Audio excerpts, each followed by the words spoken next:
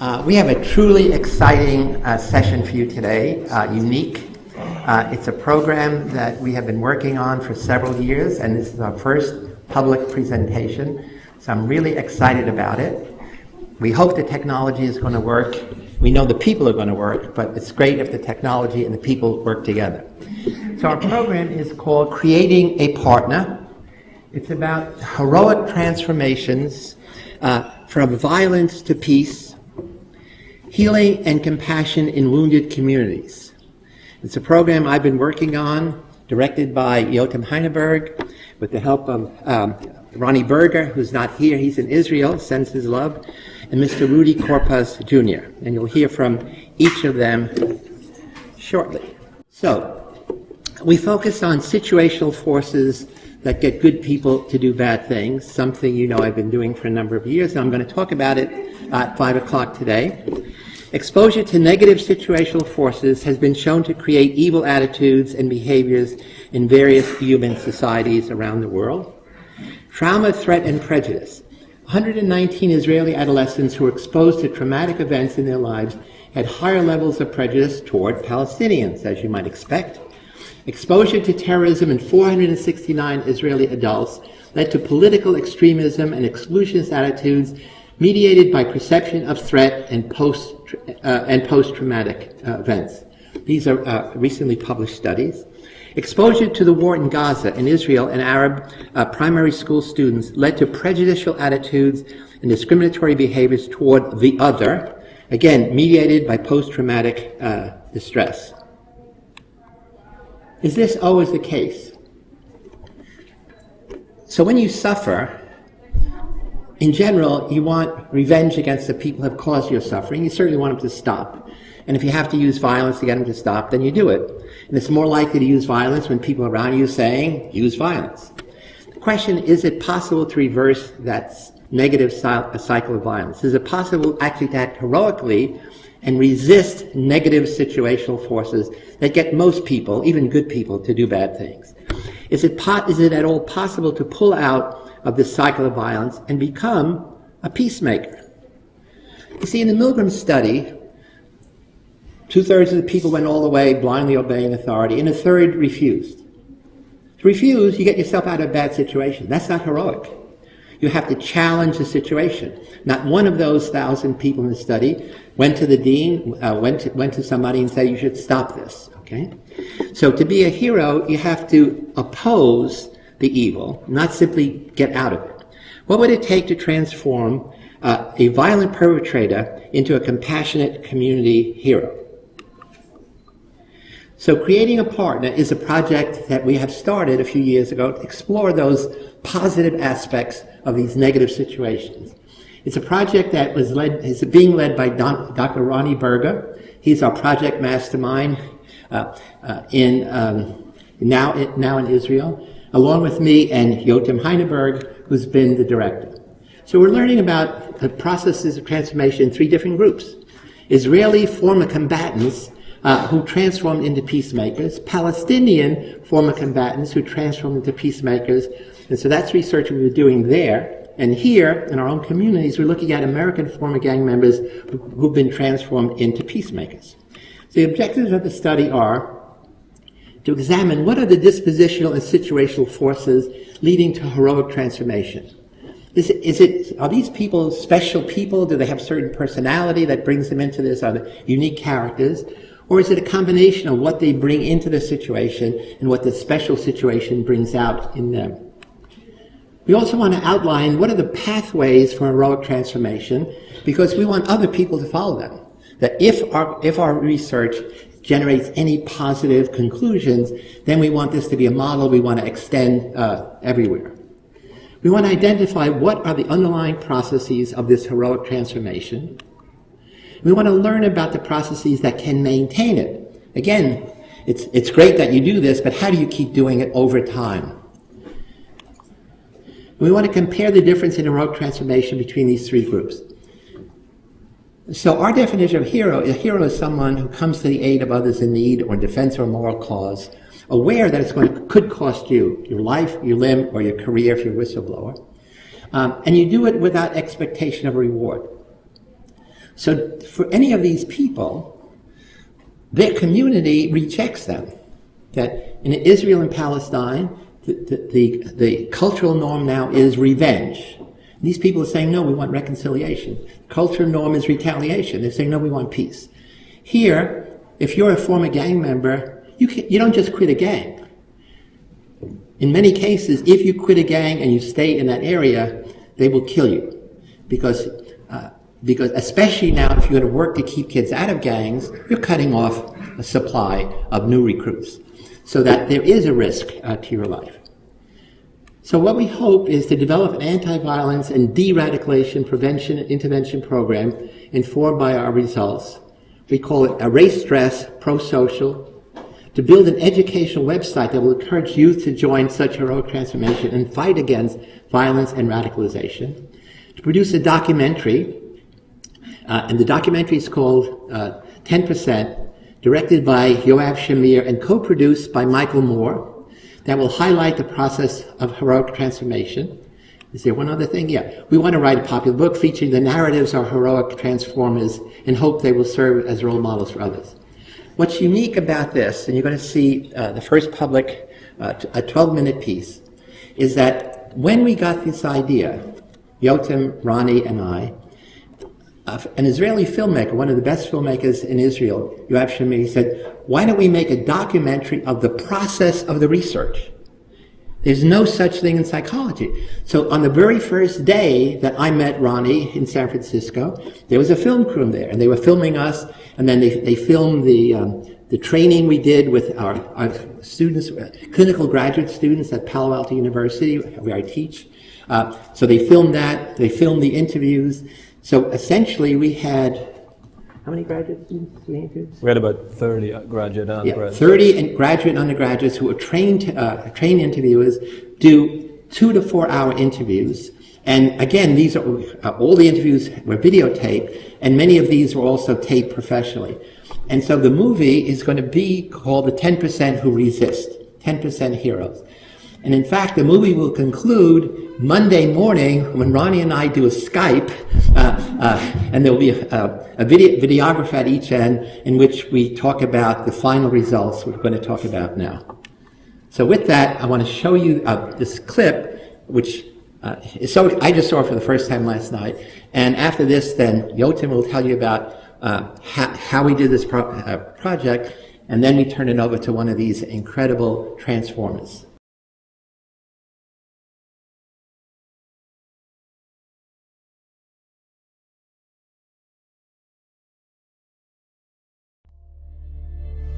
The answer is duck.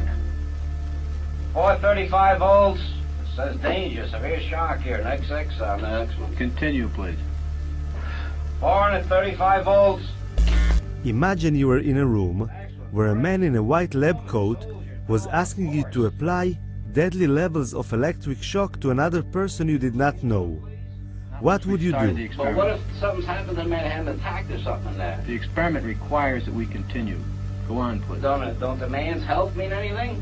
Whether the learner likes it or not, we But must... he might be dead in there. Before Milgram did his study, he described the procedure to 40 psychiatrists.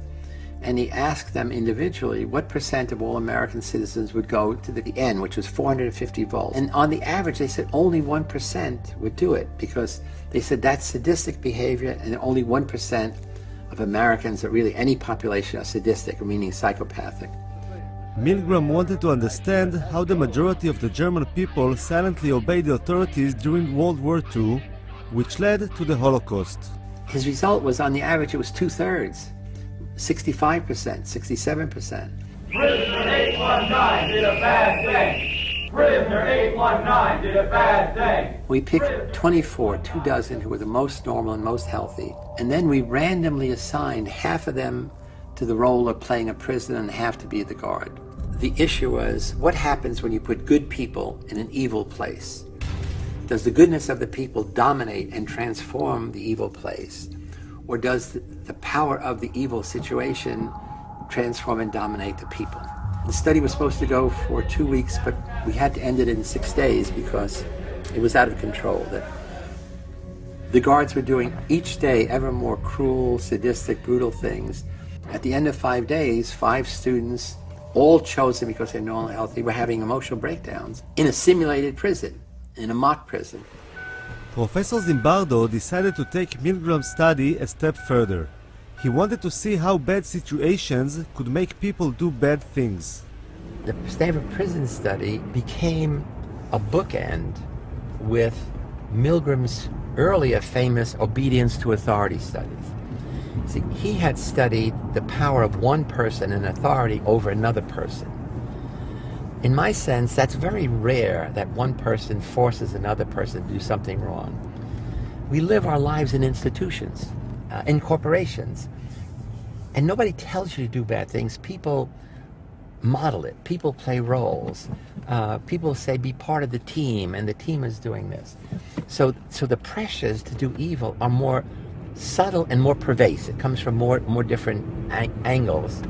And so that's what I wanted to study, is how situations, institutions, can influence good people to do bad things. 7,500 miles from Stanford, around the Gaza Strip, the ongoing conflict between Israel and Palestine provides plenty of evil situations and work for Dr. Ronnie Berger, a world expert in treating victims of trauma. קורא לך הרבה פה? קורא לך הרבה? כן? 15 שנים אני מטפל באנשים שנחשפו לחוויות טראומטיות גם בצד הישראלי וגם בצד הפלסטיני. ורוב האנשים שאני רואה הופכים לקיצוניים יותר, שונאים את האחר ולא מקבלים אותו. ערבי טוב, רק שהוא מת. מיעוט אבל עדיין נמצא בכיוון של פיוס. הניסויים של מילגרם וזימברדו התמקדו ברוב שנהג בצורה לא הומנית. מה שמעניין אותי זה המיעוט. אלה שפעלו בצורה הומנית, מהם ניתן ללמוד הרבה. How are you? Welcome to America. That's nice. Good to see you. After years of treating victims in conflict zones, he can testify firsthand about how easy it is to bring out the evil in people.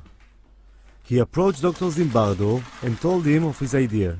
We see a common problem. How do we understand the rare people, the rare person who, despite everything, rise above suffering, pain, anguish, don't turn to violence, don't turn to vengeance, and really do the opposite, want reconciliation, want understanding, Exactly. Acting heroically. Nazis are torturing and killing Jews. There are German men and women at that time who risked their lives to save strangers, Jews they didn't know. In any given situation we look at, the majority of people often behave in one way, following a social norm, but there's always a minority who act otherwise. Well, somebody developed Canadian guys. We were given exclusive access to film this experiment from the very beginning. What we really want to do with the research we're starting out is to say, can we understand systematic patterns in the people we're going to interview that will reveal part of that truth of what makes someone to step across and take that heroic action. Teams from the US, Israel and Palestine identify the subjects of the study who represent the minorities in conflict situations. People who, although paid a personal toll, managed to break out from their cycle of hate, violence and vengeance, and shifted into pro-social compassion. As a filmmaker who is fascinated by evil and the psychological aspects of it, the study and its subjects provide me with a great opportunity to explore and map these unsung heroes. This is the war zone. It's big. It's a big area. Jimmy Hernandez is a former gang member from East Oakland, California, one of America's most violent gang cities. So I would ride down this street here with a rifle underneath the dash of my car and a pistol right up here on the dash. In the front doorsteps here is one of the kids that I worked with for a few years was shot and killed, and another one was shot and killed over here. And at the end of these houses were in here, that's where my brother was stabbed. And I drove and tried to get him to the hospital, just around the corner. He died that soon.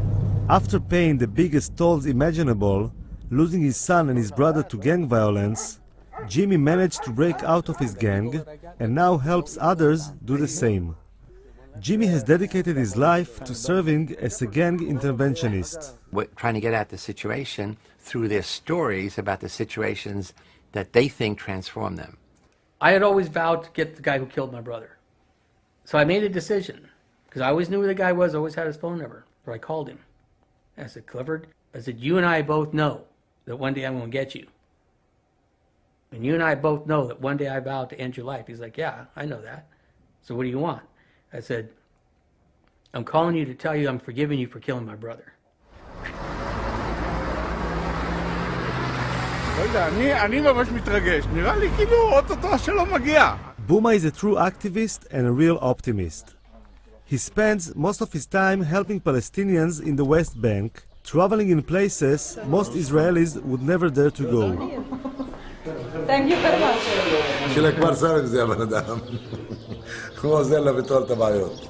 Buma's son served in an elite unit in the Israeli army. He was killed during a military operation.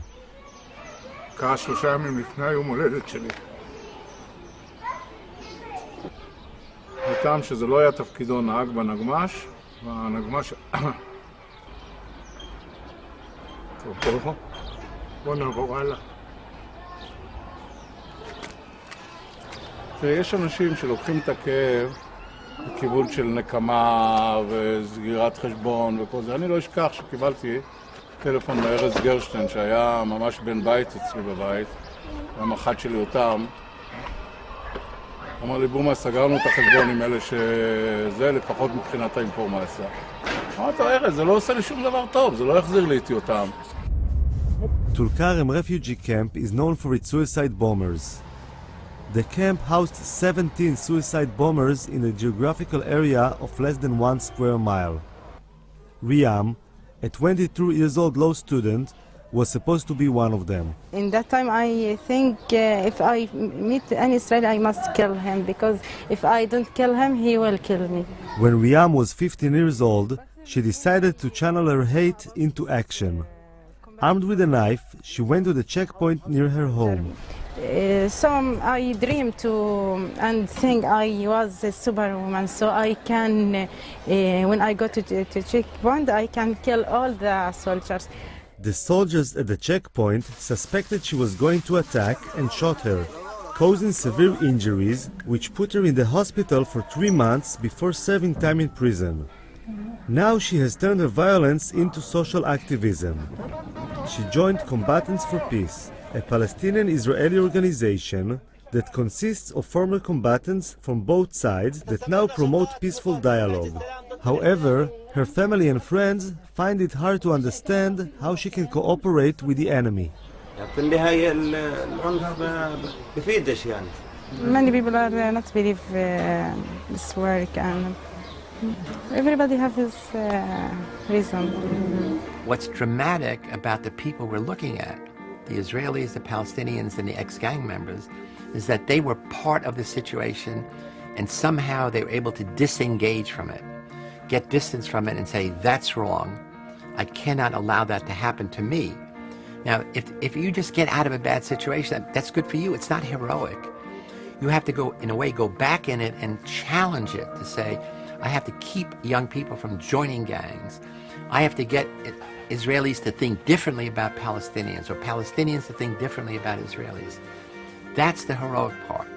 I am not sure the research teams will be able to decode a genome of heroism, but I think it is a journey worth filming.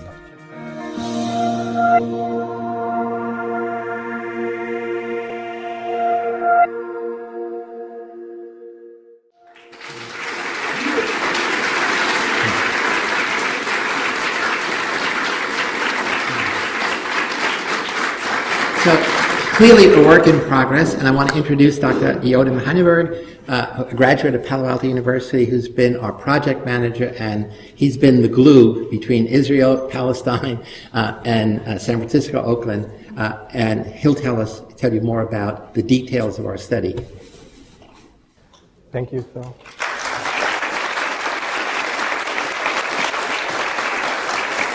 It's a pleasure and honor to be with you today. Hopefully you can hear me over the sounds of my own heartbeat.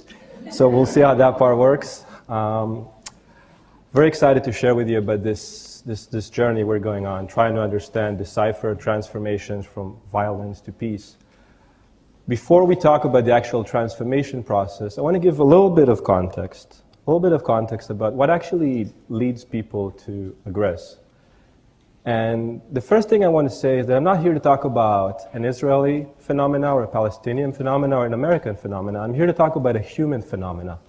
This notion of what happens to people when they're subjected to these negative circumstances. And I want to start out with situational factors. And I think a very powerful model to begin to understand that comes from Al Bandura 1983 model. And he gives us these 3 levels of how children learn to aggress. The first one is familial domestic environment.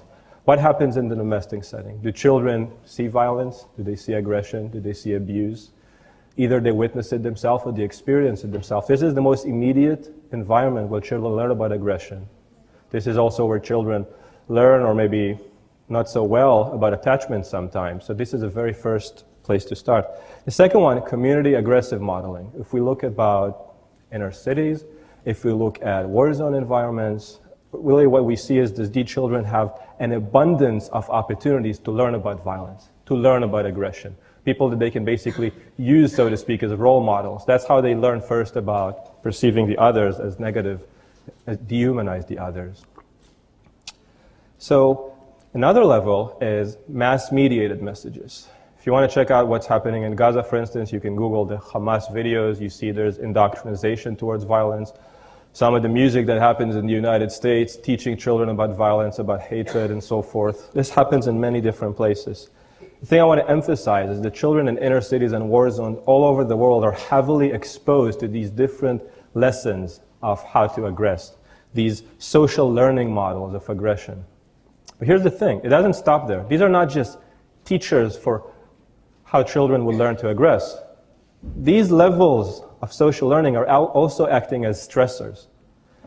These levels of social learning are also resulting in traumatic experiences for kids. So if we think about trauma and aggression, the cycle of violence, that's another way, and then how we see this, the cycle starts getting entrenched. That's how we see that people start getting trapped into that cycle.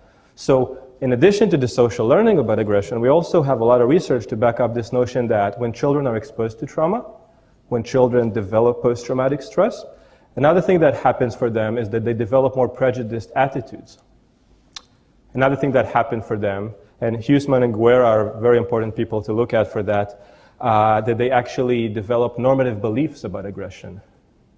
They embrace this notion that hurting others is okay. These are also things that happen because of traumatic experience, because of post-traumatic stress. These are not just the symptoms, but the symptoms are leading children onto these directions. So how traumatized are traumatized children, so to speak? We have some alarming numbers. You know, we see in inner cities rates are between 30 and 50% on many studies. In Gaza, it's in the high 60s oftentimes. In Israel, it's around 30%. The thing I want to emphasize is that the picture is probably even more disturbing than that, because what we see here are the rates of PTSD. There are so many kids that are sub-threshold, so many kids that are experiencing post-traumatic stress. Maybe they don't meet full criteria, but they sure experience a lot of the distress. So actually the rates are much, much higher than that. Talking about these issues is a big passion of mine. I could stand here some more, tell you about learning problems, tell you about medical problems related to stress. But at the risk of making this, I don't want to make it too academic. I want to invite you to make contact with these experiences in another way. So we're going to show you some images and audio. What I want to highlight is, while the images come from Gaza, the audio come from the United States describing crime in the city, inner city reality. Again, this is a human phenomenon. So let's take a moment. From a family that has a broken home. Sometimes I talk to Daddy on the telephone. When he says that he loves me, I know that he does. But I wish I could see him. I wish I knew where he was. But that's the way all my friends are, except maybe one or two. Wish I could see him this weekend. Wish I could walk in his shoes.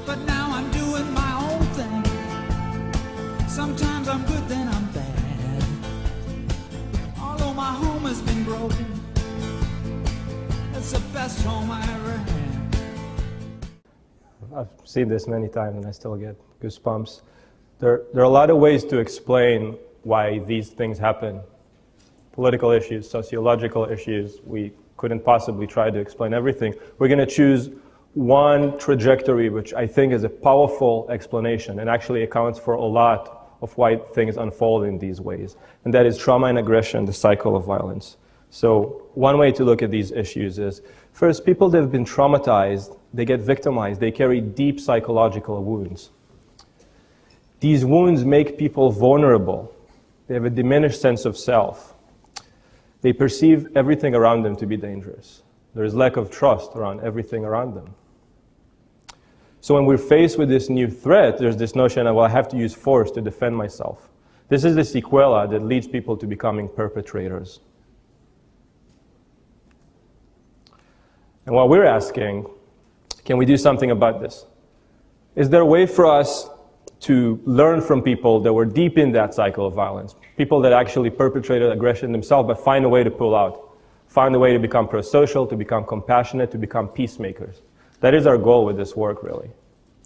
And again, the end impact that we hope to have, can we teach those lessons of resilience, healing, wisdom, compassion, caring for others?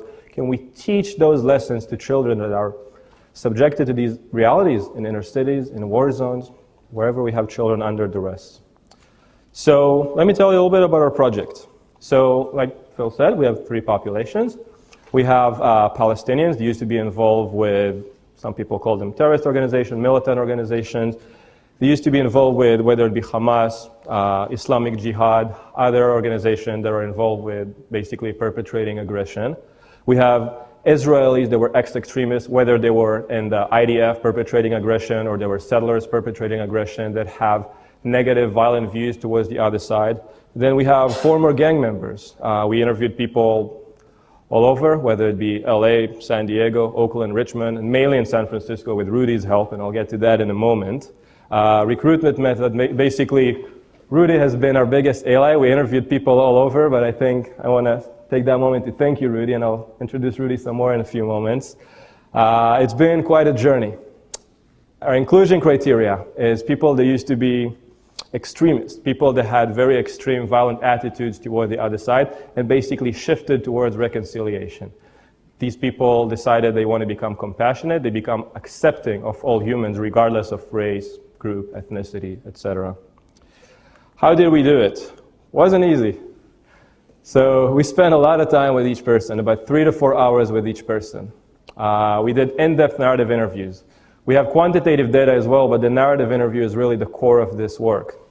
It starts out in early childhood, describing early childhood memories, describing kind of attachment patterns, describing roles in the family for these folks, trying to understand, well, what led you into becoming involved with gangs from the get-go? What were some of the ideas about leaving the gang? What were some of the things that led you to do that? What were your core values?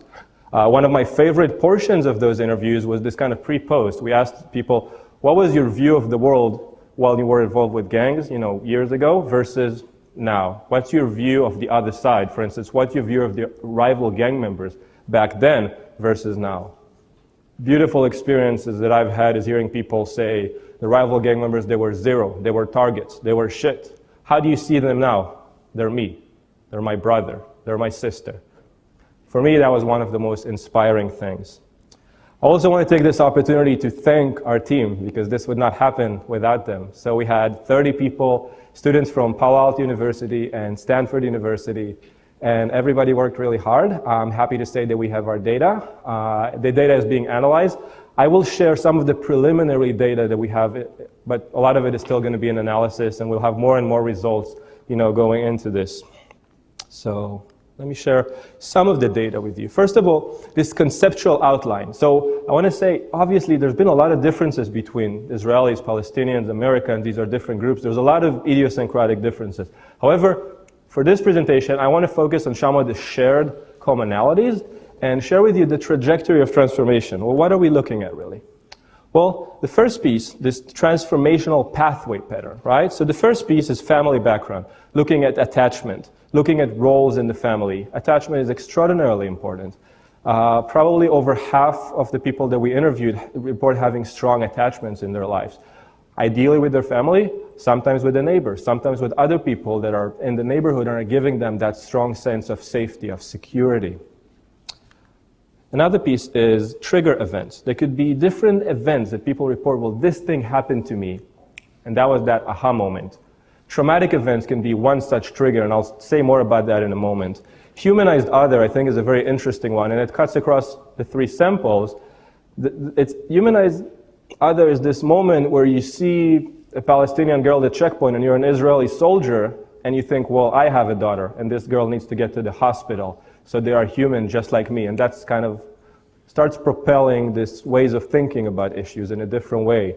With our former gangs population, I'm a Norteño, I see a Soreño, they're like me. I see something that we share in common. We're both humans, Crips and Bloods, same deal. We hear these stories about humanization of the other group, which puts you on this trajectory of maybe thinking about ways in another way, thinking about these transformations. Psychological processes are these motivational factors. And I'll emphasize growth. I'll talk about post-traumatic growth in a moment, and that's one very profound psychological process. Transformational values. What are the values at the core of your experience of transformation, trying to make that shift from violence to peace? Is it justice, equality? Is it just wanting to be a peacemaker? There are different values that are coming up in our study. Transformation style. How engaged are you? Are you doing it like an hour a week, every other week? Are you doing it every day? Has it become your life mission? There's obviously variance. Most of the people we interviewed are very committed. Is it a sharp transformation? You're engaged with violence today, tomorrow you're a peacemaker. Is it a gradual transformation? We're trying to kind of identify these different patterns, and we'll learn more about this as the data gets analyzed more and more. Style of activism. Are you doing demonstrations? Are you doing propaganda work? Are you encouraging peacemaking? Are you directly working with people? Are you directly working with kids? And again, the data is going to become more and more specific as we move forward, and we'll be learning more about these patterns, these trajectories of transformation. This last one is really interesting. Maintenance factors. Okay, so you're not doing violence anymore, now you're engaged with peace. What's keeping you there? Why are you sticking around? And I think this is a very important one. So we see that influential others, being in a community of like-minded people, the sense of having a new meaning, a new identity, reformulating yourself around pro-social values. If you used to belong to a group of people that's engaged with aggression, it's pretty helpful when you can find a way to affiliate yourself with a new group, a group that's engaged with peacemaking. And we're going to hear about a group like that fairly soon. I want to talk to you about post-traumatic growth, because it's one of the things that, again, is coming up with our different samples. So we know that trauma is bad. We know that people responding to trauma with stress are basically, in many different ways, can become wounded. Their lives can become worse. That's very true. That's not the only outcome. I'm kind of happy to share with you about this. There's actually an opportunity for growth, an opportunity for things to get a little bit better.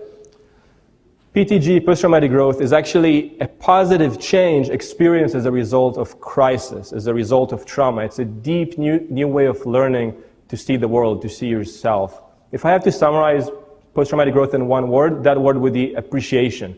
Appreciation for social connections, appreciation for life, for spirituality, for compassion for others.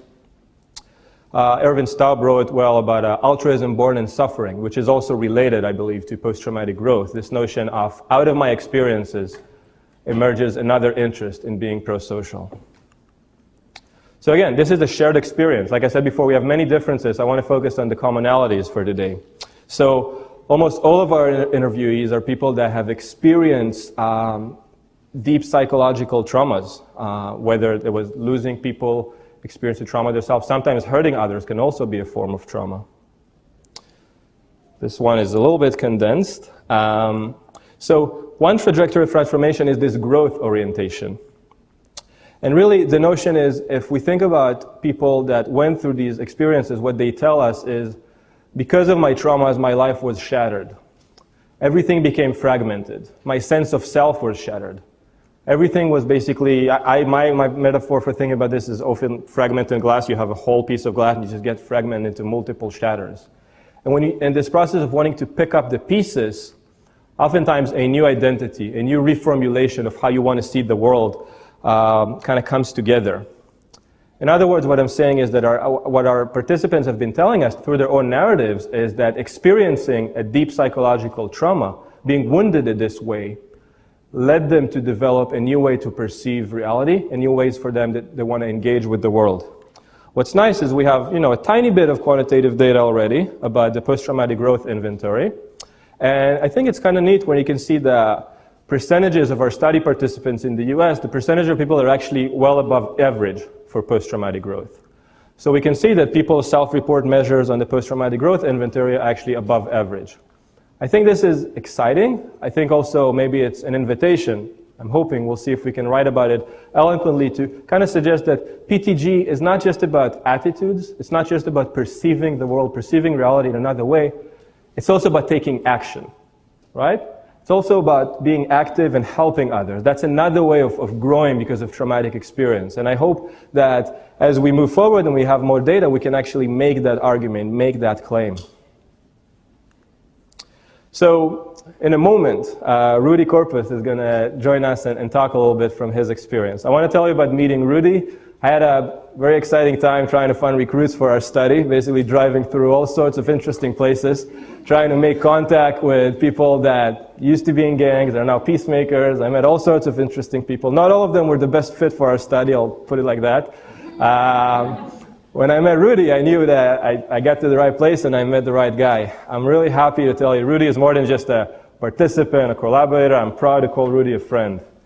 And Rudy would share with you from his experience in a moment. Rudy has been the founder and director of United Players for 17 years. That's an organization that helps hundreds and hundreds of children all over San Francisco. They go actually all over the Bay Area. He just got back from LA where he was doing some work. And really the goal is to help at-risk children avoid the cycle of violence and do good in their lives and also heal in the process. So before I invite Rudy, I know you're all excited to hear what Rudy has to say. I want to show you a short clip that describes the work that they're doing at United Players.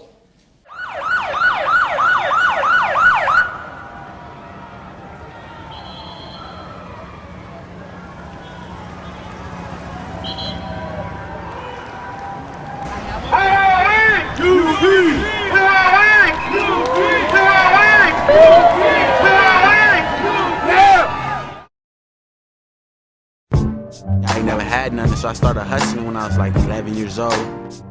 Talk about the hood in San Francisco. Rudy gave me that chance, you know what I mean, while I was locked up, do something positive in my life. Takes the hood to save the hood. If it wasn't for United Players, for real, I'd be in prison, I'd be dead. Help is needed. Now we start working with the little kids. We will continue to advocate for this community. We got a lot of people here that's out for one cause, and we here not only for healing and not only for justice. We want change, y'all. And it starts right here with all these little ones right here. Who's that? I was told, man, as I'm a freedom fighter. I like to take that title. You know, it sounds good, because I like to fight for liberation for the people, the have-nots, the bottom of the barrel, the thug life. You know, the less fortunate, the voiceless. Y'all wanna go fishing again? Yeah! I wanna go! Make sure you do your homework and you listen to your parents. United Players actually started in 1994 behind interracial violence between different ethnicity groups. It was something that I never thought about doing, it just happened. It's my great honor and pleasure to invite Rudy up.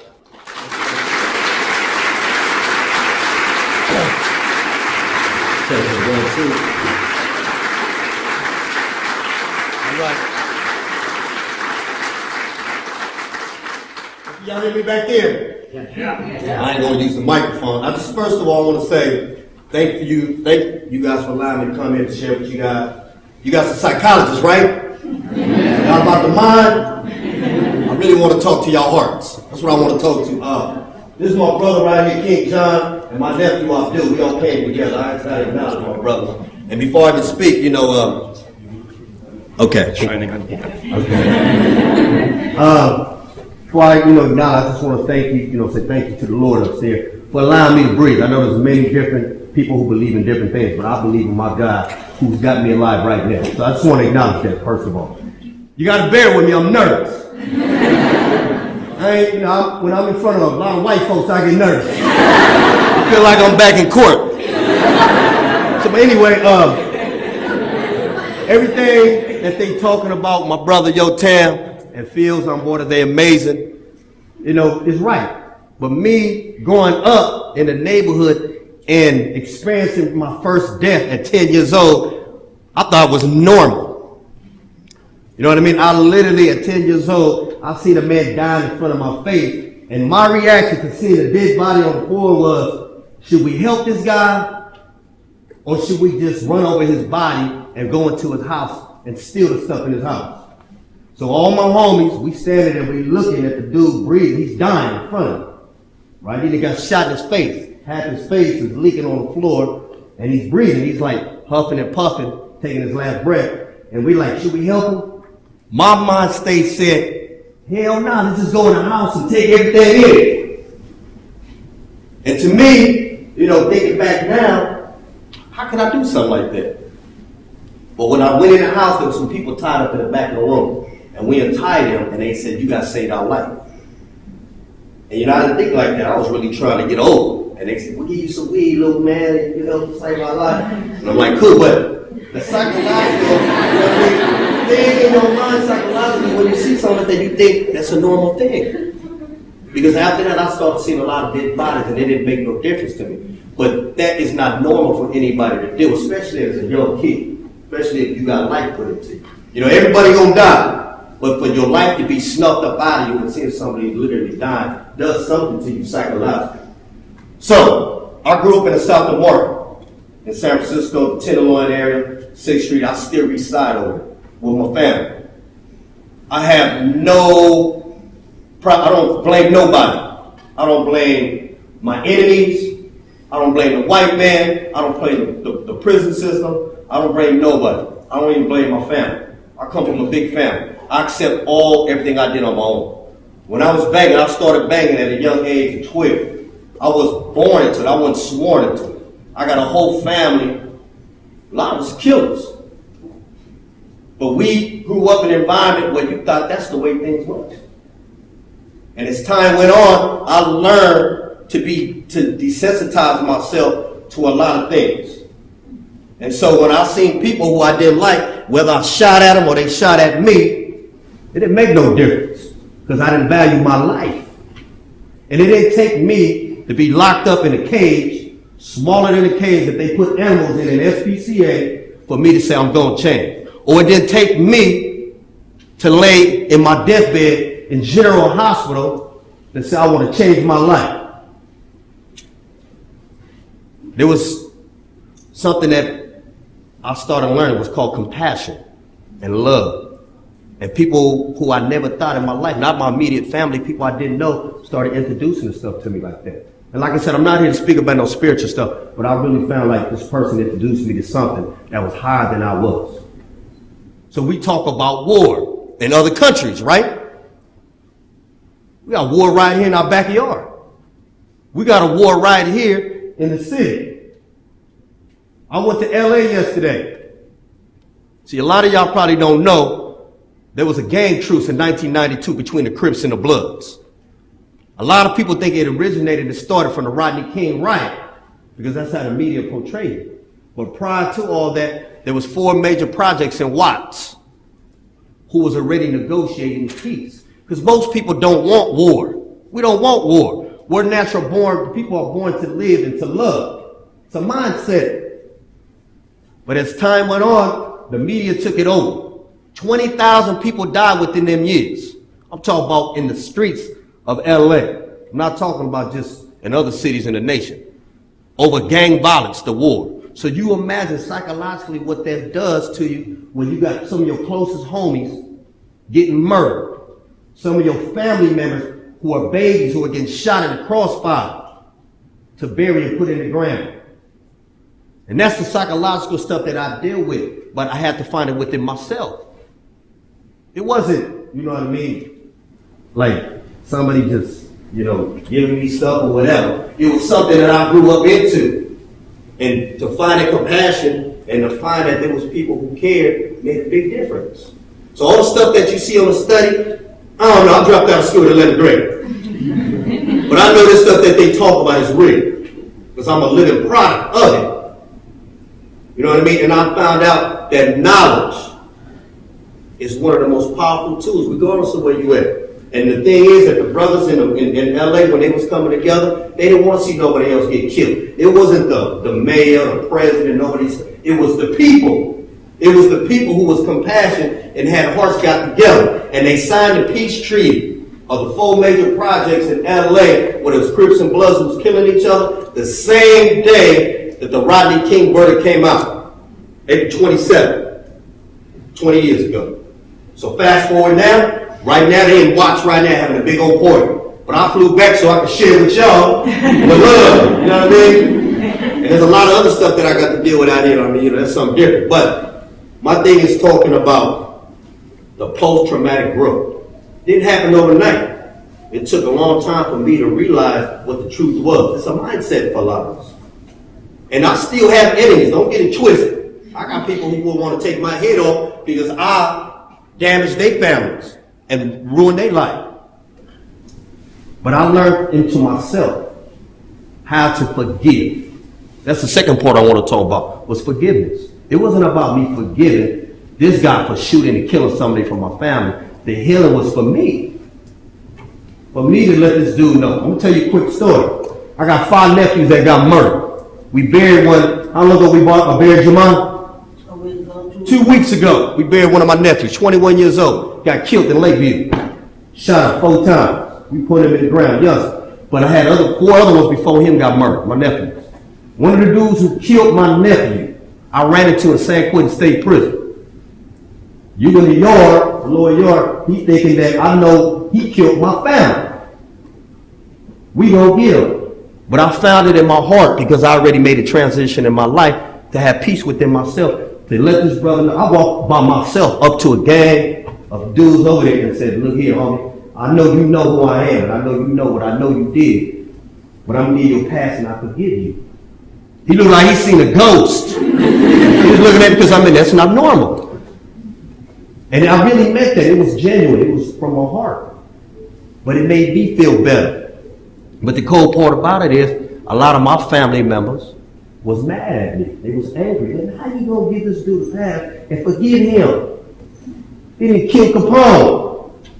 I said, man, look here, man, I want to change. I don't want to feel this way no more. I don't want to hurt people no more. And it was a mindset for me. You know what I mean? And that was just something that I had to experience, and I've been moving on. The United Players program that I'm in, I'm serious about this. I'm a committed warrior. Whether it is when I was in the gang, I joined at 12 years old to put an oath in the band and willing to ride and die and kill for my neighborhood, which I don't own a board or a brick over there. But I have the same mentality. I'm the same person. My spirit is the same. But my spirit now is to fight and to beg for change. To have people live down, not to take them out because that's not normal. But that's the mindset that I have. The war is within yourself. What you put in your body. I didn't know, man, what you eat. You know how they say, what you, what's that saying they say? You are what you eat. That's true though. And you know me, I'm eating anything. You know what I mean? Just to survive. But I learned little simple things as I started becoming a man. The things you put in your body, the stuff that you feed yourself makes you healthier. You know what I mean? Even just treating your body good. Not even having the negative energy come to you. You know what I mean? Any of y'all do yoga? Raise your hand. Feel good, huh? And y'all ever get acupuncture? Raise your hand. Man, I used to thought that shit was scared. I said, I ain't doing that stuff. That ain't for people in the hood. But I found out that square stuff to keep you alive. Man, you see me and all the homies, man, we got kids on our knees. And honestly, it builds something to your spirit and to your soul. You know what I mean? Just riding a bike, you and your friends riding a bike down Fisherman's Wharf. You know, somewhere where the environment is different. It changes the mindset in your heart. And that's why this was birthed. I never asked for this, but this happened. In the same way I led my gang back in the 80s, I lead a gang too now. But we're doing it for the people, to rebuild the mindset of the kids. So we work with little kids. The most precious thing on this planet to me, the commodity, is kids. And a lot of kids right now are being fed a lot of negative energy. The TV, the media, what they see. So who are the people that can transform the minds and the hearts of the kids? The people. Stand up, Phil. What do you say on the front of your shirt now?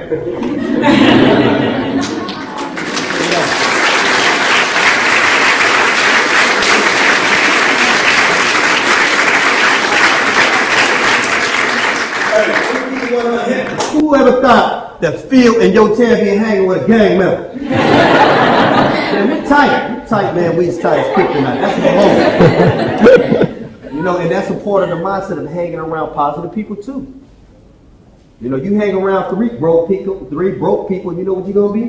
The fourth broke person. It's not that hard to figure this stuff out. You know, I learned how to love. I learned how to care. I learned how to be compassionate. And that's what it is, you know what I mean? And now it's my responsibility and it's my duty to let the people know the truth, especially the little kids who are vulnerable and they're innocent. That's my job. There ain't no money into that. To be willing to sacrifice your life to put in front of somebody else's life. And that's what I feel like that's my duty and my purpose in life is now. You know, I don't want to take too much of your time. But you know, this is the spirit that I have now. You know what I mean? I want to say, you know, right now as we speak, in San Quentin State Prison, it's the day of peace, Restoration Day. They're in San Quentin right now in New York. Blacks, brown, white, everybody's in there having a good time. Not everybody in jail is bad people. Not everybody in gangs are bad people.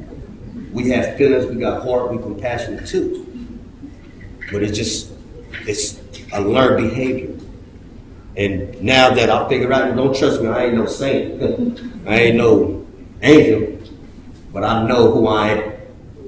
You ever heard of a cartoon character named by the name of Popeye the Sailor? Ever heard of him? Yeah. You remember what Popeye used to say? I am what I am, and I am what I am. And that's all I am. Feel me, brother? Right here. Feel me, brother? That shit not players, man. Get with us. Anyway, man, y'all can support us through donations, through your time, through money. It all goes to the people. It's all powers to the people. Thanks for letting me share with you.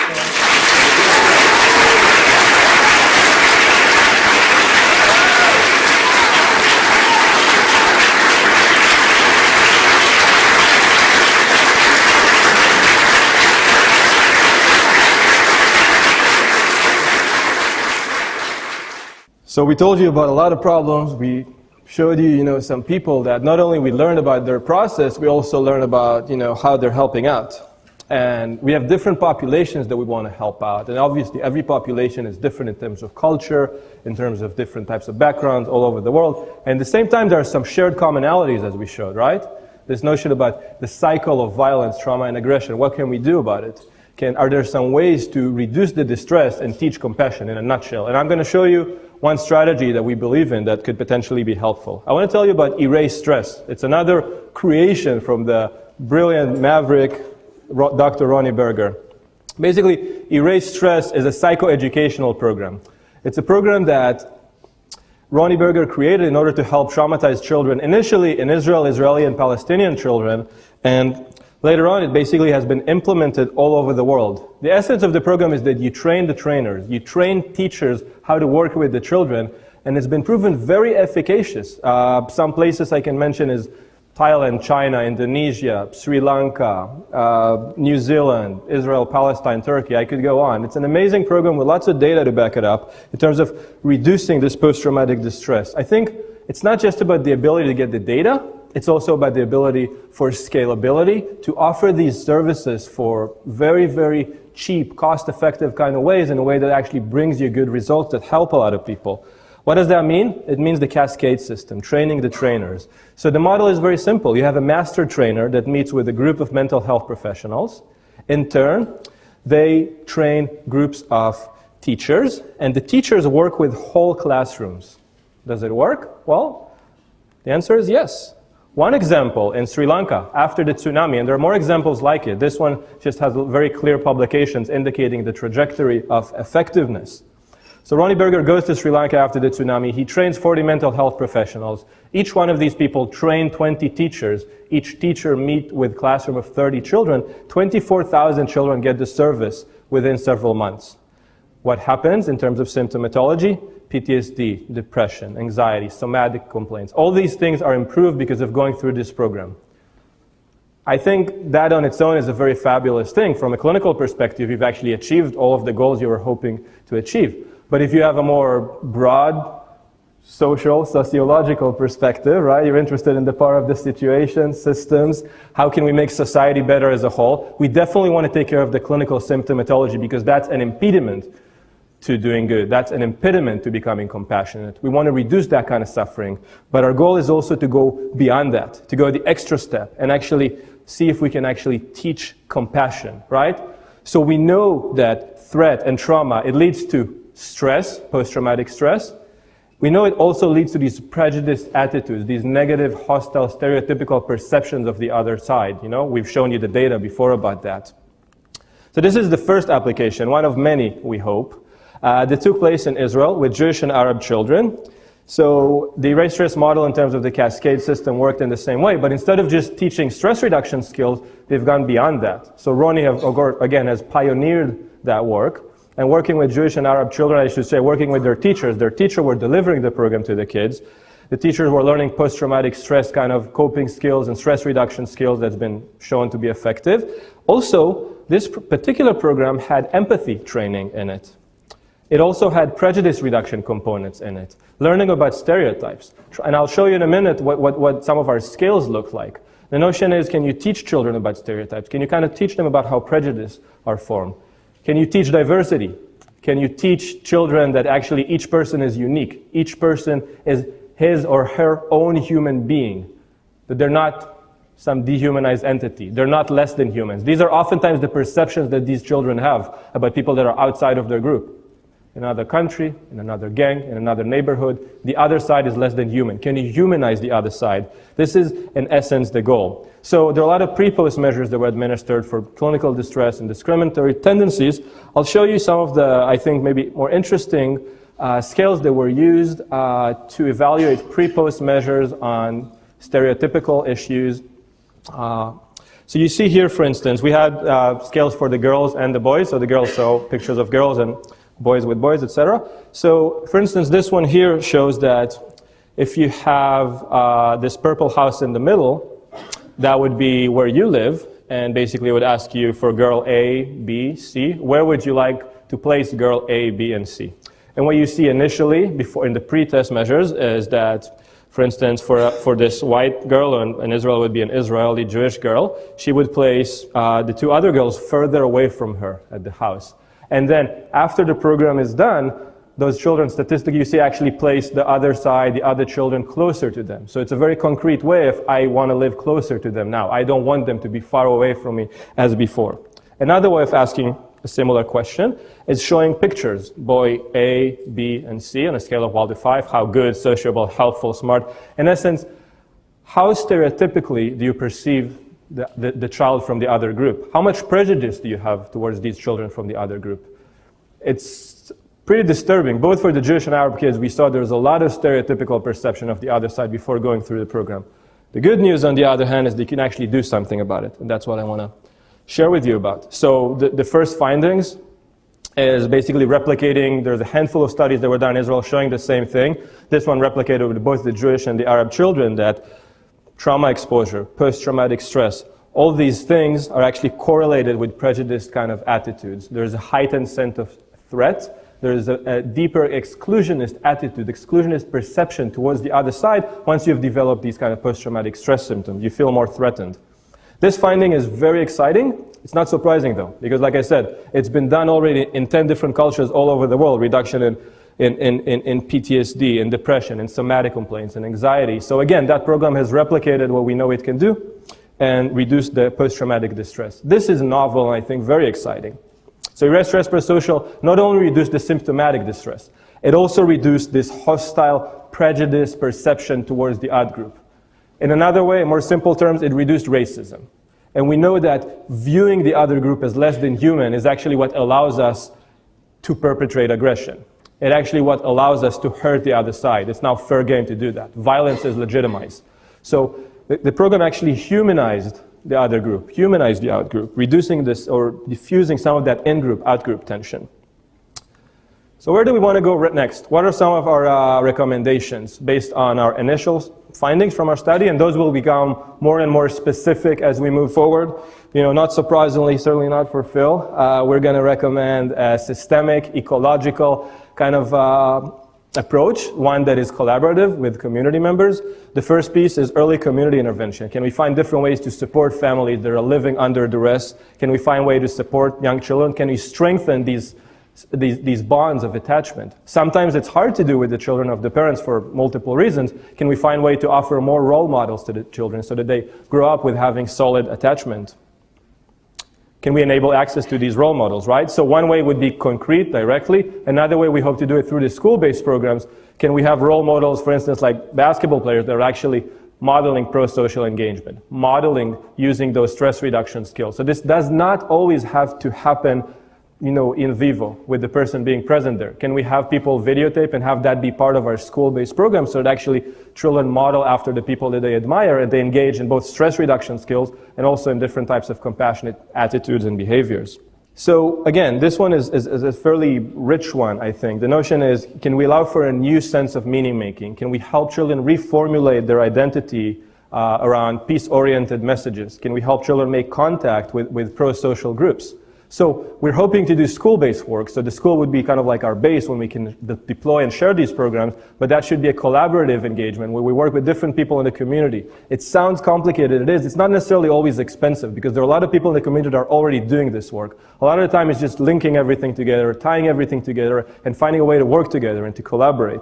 And of course, for after-school programs, can we work with organizations that are already on the ground, like UP, that are doing good work to help children? Can we find a way to create a program in the school system and then have that be dispersed throughout the community in more ways? Can we do parent training, for instance? Can we offer that kind of service? And again, another interesting one, and this is one of the findings from our study, in terms of triggers, another trigger for children or adolescents that leave the gang, they have this vulnerable moment when there's a separation from the gang. Maybe you went to the hospital, maybe you went to jail. For whatever reason, you don't feel there's as much trust with your gang members. That's like a vulnerable moment. And that's a moment when I think, Rudy and his group are doing great work of actually catching people at that moment and say, hey, can we offer you an alternative? Can we go visit prisons and say, hey, gang life may not be that great. Could there be an alternative for you? Could there be something else that you could be doing with your life? Could there be an invitation to join and become affiliated with a pro-social group instead? Can you make new meaning for who you wish to be and make contact with compassion, like you described before? Next steps. Well, hopefully in the fall we can publish our study. We showed some preliminary results. We're going to do more and more analysis, and hopefully we can publish some of that material in the fall. But really, publication is not our end goal. It's far from it. It's needed, it's important, but it's just another stepping stone on the way to hopefully make positive societal impact. Can we inform future Erase Stress Prosocial applications, right? So whatever it is that we're learning from this project of transformation from violence to peace, can we inform the upcoming school protocols to include not just stress reduction, also these teachings of humanity, teaching of compassion? Can we increase healing and compassion in wounded communities? And again, we want to implement Erase Stress Prosocial in the United States and worldwide, and basically just keep kind of moving forward in this trajectory and hopefully continue to develop this kind of work. So now we're done. We got time, yeah. Thank you. We have time for Q&A. And yeah, so has the program ever been implemented in places of worship? So specifically, Erase Stress Post-Social has not just, it happened in 2 schools in the south of Israel that's been secular, but I mentioned that Ronnie Berger has implemented Erase Stress all over the world. So the idea is always, there is a piece that's uniform in terms of stress reduction skills, and there's also the piece about adapting for cultural norms. So just recently a study has been published describing the work in a religious school in the south of Israel. And if that happens, you basically offer stress reduction skills, but also make contact with the narrative of the local population. In this case, it was a Jewish school. Other times in Sri Lanka, there were people with some more Buddhist orientation, so you embrace their perspective. So the idea is that wherever you go in terms of the cultural diversity, cultural sensitivity, it's a collaborative process always with the community. So you learn about the local narratives, you learn about what's important in terms of themes and beliefs, and then you make the program fit to their perspective so that they embrace it as theirs. Please. What kind of pushback are you getting from organizations that are still invested in the aggressive status quo? In terms of implementing this program? Well, so far there hasn't been a lot of pushback because in terms of implementing in the United States, that is our interest, that is our goal. In terms of, for instance, can this program be implemented in Gaza tomorrow? I'm not sure. I'm not sure. Can it be implemented within Israel with Jewish and Arab kids? Absolutely, it has been. So I think it's going to be a slower process in some places. The idea is that you're coming in saying, well, my goal is to reduce the stress, to reduce the suffering that's going on. How much humanity, so to speak, how much compassion can you teach? I think that would be depending on different places.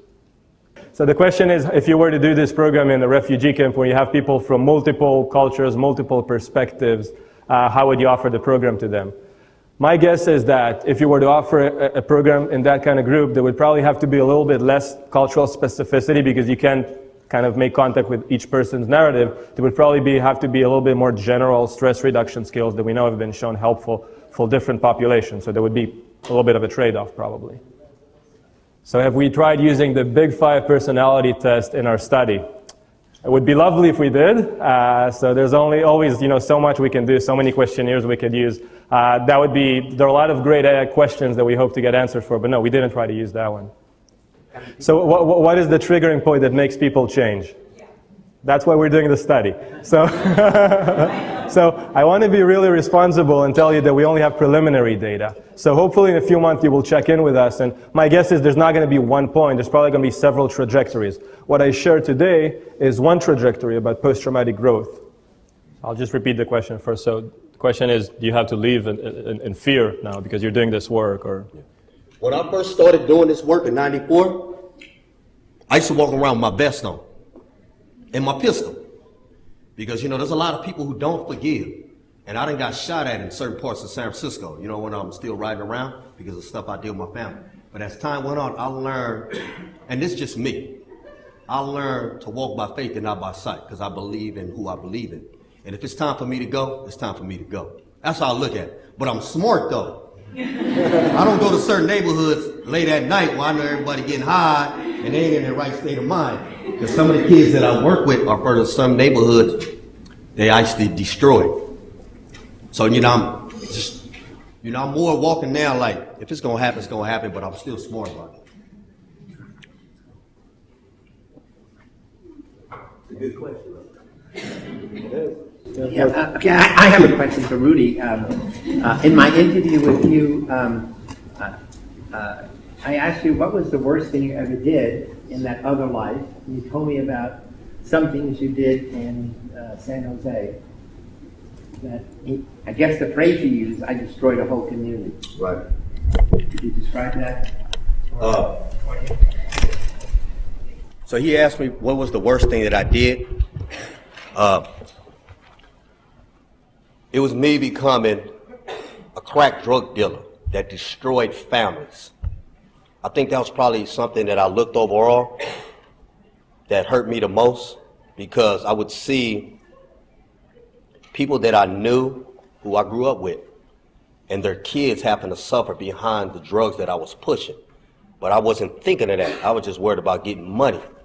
But when I was seeing the devastation that I did to a whole community and to a lot of people, it hurt me. Because, I got feelings too, but I would hide it. But when I woke up, when I walked out of that walking coma and I seen the devastation that I really did to a lot of people's family, probably affected me the most. You guys ever heard of a guy named Rick Ross? Yeah. Not the rapper Rick Ross. I'm talking about Freeway Ricky Ross. He was the guy who the Contras was messing with as a drug dealer, and he was the one who was flooding America with all the drugs. The real Rick Ross, the guy who's the rapper, he imitates like he's that guy. But the real Rick Ross is doing similar work to what I'm doing.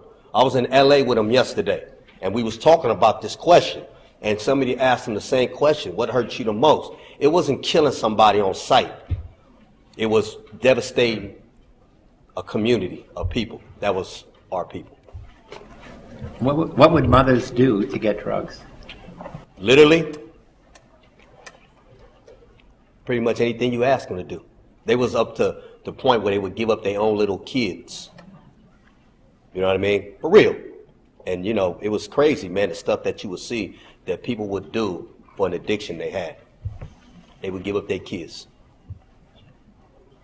It seems like Rudy could be a wonderful ambassador to Israeli-Palestinian groups that you work with. Yeah, we're going to ship them over.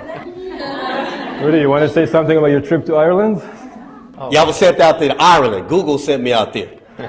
They picked like 300 extremists around the world who used to be extreme people, but now on the other side of the gun, that are peacemakers. And I went to Ireland and I hung out with jihads, Talibans, Mexican Mafia, and everybody had the same, even though we was from different parts of the world, we all had the same, like, you know, way of living. Everybody didn't want to be that way, but it was just something we came up in, and it was a part of survival. And it was good, though, that I met these dudes, because they was telling me, you know, we standing around like this, and we're all hanging out, and they said, yeah, man, I killed 15 people and chopped off heads, and they all looked at me, who'd you kill? I said, I ain't killed nobody. I ain't telling on myself. But we ended up becoming cool. I was hanging out with the president of Colombia. I was hanging out with the prime minister, Ireland, and it was a trip because everything in Ireland, I was in Dublin. Everything on the other side of the world over there is different. The plugs, the streets, the steering wheels. And I was like Elvis, I was all shook up. I was ready to come home. But yeah, I had a good time. You know, to me, traveling is just as good as education. You know, and I love going all around the world because I was stuck downtown before, you know, I was just living within 4 blocks. But I learned how to touch 4 continents. I got a passport. I'm a player with a passport. You're not a player.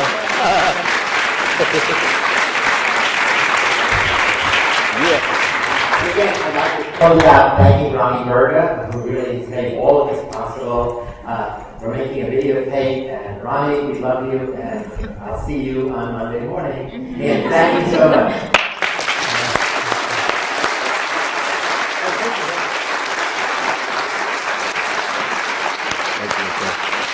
It's a pleasure.